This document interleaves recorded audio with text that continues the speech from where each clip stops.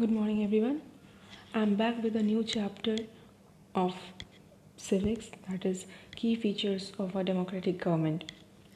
So, students, in this chapter, you will learn about the processes involved in a democracy, the role and responsibilities in the conflict resolution, and the key ideas of a democratic government.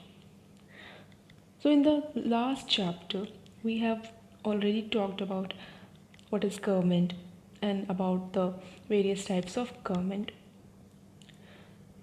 So, democratic government is one of them.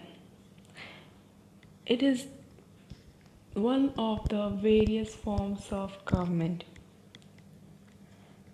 We have discussed all these things in our last chapter. So, as per the name suggests, democratic government is a group of people who has been chosen with the direct involvement of the common people of a particular country. Means we people cast our vote in the elections and we choose our representatives, and those representatives later on form government. Likewise, in India, we have the same set of government. We have the same setup in our country, the democratic government. And in the democratic government, the government, they are ultimately responsible and accountable towards the people of the particular country. Yes, all the ministers, the entire government is accountable and answerable to us for their each and every activity, for their each and every duty, for their each and every acts. So now let's start this chapter with a short story of South Africa. That story will tell you about the system that South Africa once had faced that was very discriminating in nature and that led to a wild kind of revolution resulted in the freedom of South Africa. And this was not only the fight of South African people, this was not only related to South African people, but later on it had a great impact all over the world. And India too was one of them who has been inspired, who has gained so many things from this revolution and adapted so many concepts, ideas, and moves further in fighting with Britishers. So let's start this chapter with this short story of South Africa. South Africa is a country of several races, including black people who belong to South Africa, the whites who came there to settle, Indians who came as laborers and traders, and so on. Earlier, the country was governed by apartheid laws. Apartheid laws means separation on the basis of race. So this law was so illogical and so discriminative that it made people of South Africa suffered a lot. It made them troubled for a long period of time. They suffered, they experienced several pains for next few years. So it was a great and it was a long fight, it was a long journey for those South Africans who were actually residents of their land, who were actually the natives of South Africa, but they never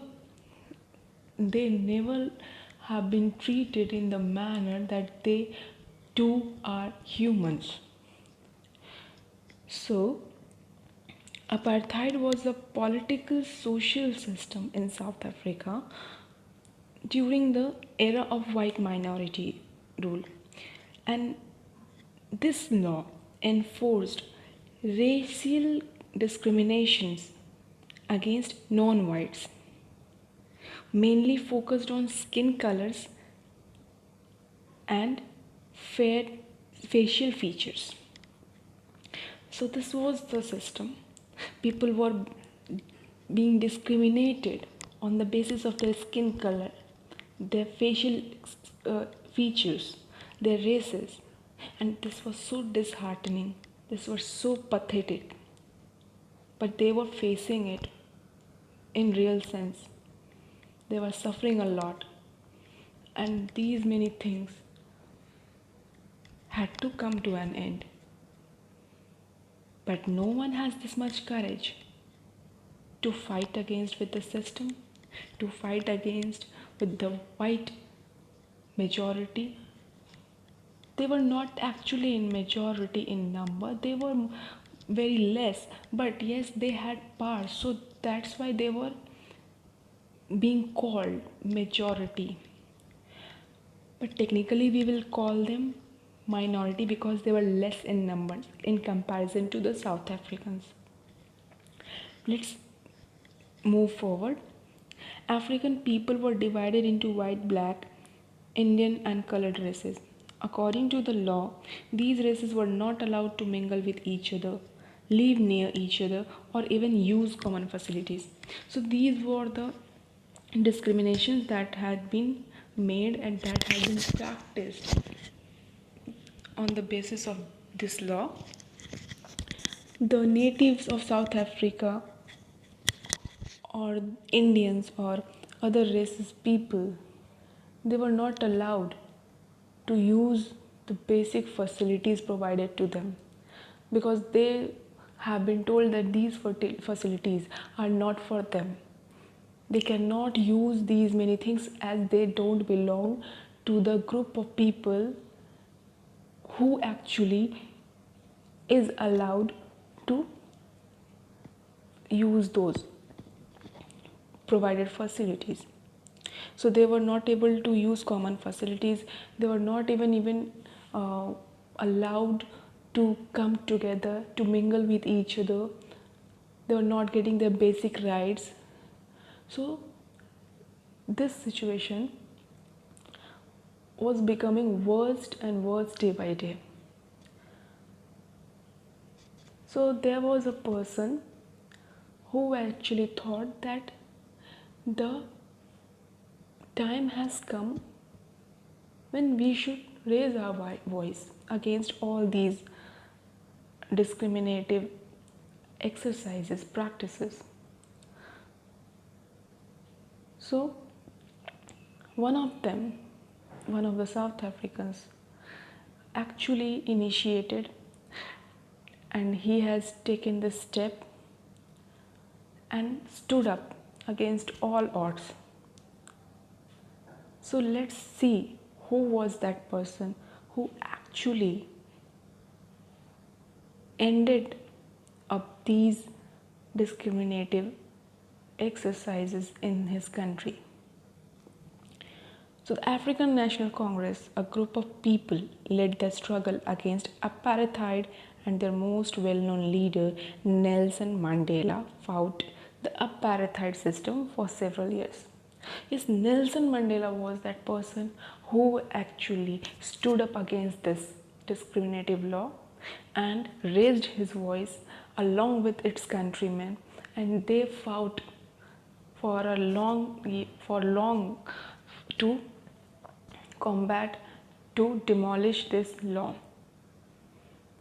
They actually faced a lot of pain during this revolution, during this struggle movement, but they managed it somehow because the pain they were bearing in the years back, they were facing the situation because of the apartheid law was not tolerable at all.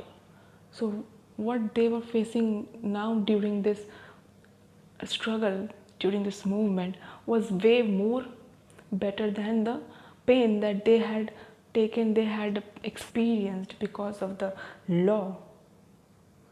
So they thought that this is the time when we should now make ourselves so strong that we can bear this pain to demolish the existing one. So they came together, they fought against this, and finally they succeeded. And in 1994, South Africa became a democratic country in which people of all races were considered equal. So you have seen, you have listened the entire story of South Africa and the struggle of South Africans, how they have managed the equal position, how they have made it a reality for the entire country, for each and every individual of their country. This was a great story, and actually it was not the story but a real incident that has taken place in South Africa years back. So it was a incident that had shaken the entire world, and the entire world started taking lessons from this movement. Yes, and India too had a great impact of this revolution, this struggle movement. And this person, Nelson Mandela, is considered as Gandhi of South Africa. So, in a nutshell, we can say now that what South Africa we are knowing today is a free nation. There is no more discrimination on the basis of skin color. All are enjoying equal status in today's South Africa. So this was the great story that inspired everyone and that inspired us a lot.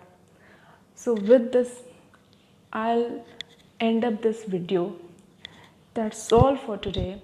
We will come up few more features in the next class, and we will discuss further things in the next video.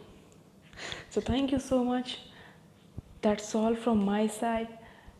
We'll meet soon in the next class. Till then, goodbye.